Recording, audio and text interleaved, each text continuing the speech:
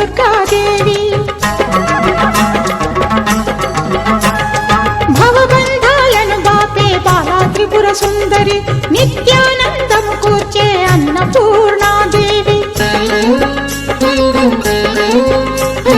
లోక శాంతిని సంరక్షించే సుమంత్రమూర్తి గాయత్రి, అక్షయ సంపదలెన్నో అవని జనులకందించి దివ్య రూపిణి మహాలక్ష్మి.